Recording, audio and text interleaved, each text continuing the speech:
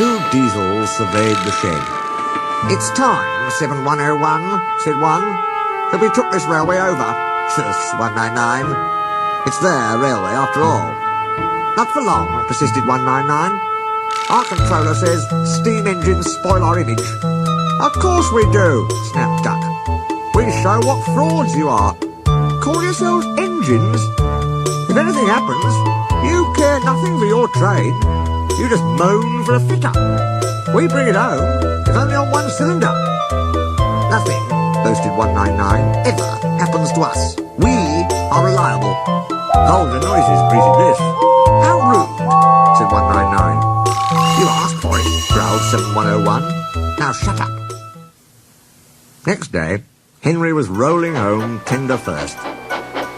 "I'm a failed engine," he mourned. "Lost my regulator. Driver says it jammed wide open, and he can't mend it till I'm cool. However," he went on, "I've got steam, and driver can use my reverser, but it would happen after Duck fooled me with those tenders.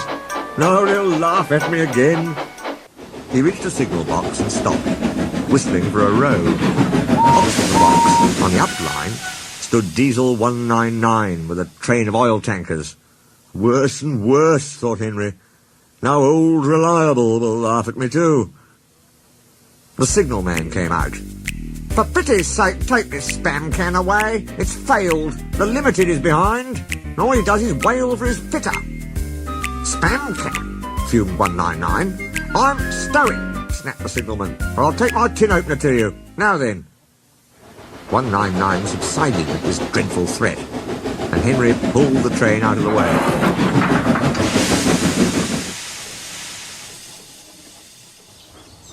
The diesel didn't help. It just sulked.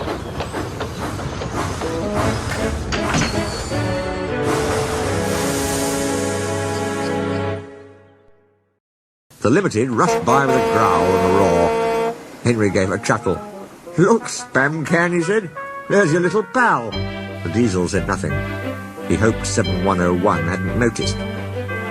7101 hadn't noticed. He had troubles of his own. He was cross with his coaches. They seemed to be getting heavier. He roared at them, but it did no good. Engines have a pump called an ejector, which draws air out of the train's brake pipes to keep the brakes off. If it fails, air leaks in and the brakes come on, gently at first, then harder and harder. 7101's ejector had failed. The brakes were already leaking on while he passed Henry.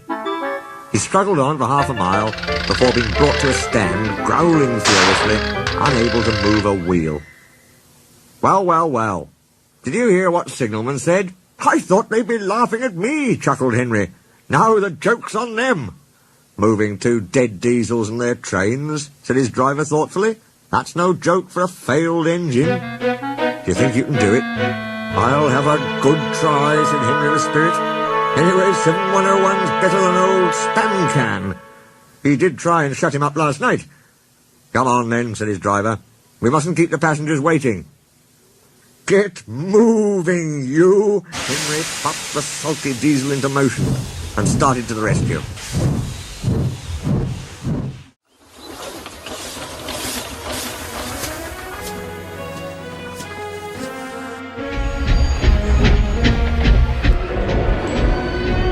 Henry gently buffered up to the express. While the two drivers talked, his fireman joined his front brake pipe to the coaches. "It's better than we thought, Henry," said his driver. "The diesel can pull if we keep the brakes off. So the only weight we'll have is Spam Can's goods." "Oh," said Henry. "That's a mercy." He was, by now, feeling rather puffed. "Are you ready?" tooted 7101. "Yes, I am," whistled Henry. So with 7101 growling in front, and Henry gamely puffing in the middle, the long cavalcade set out for the next big station.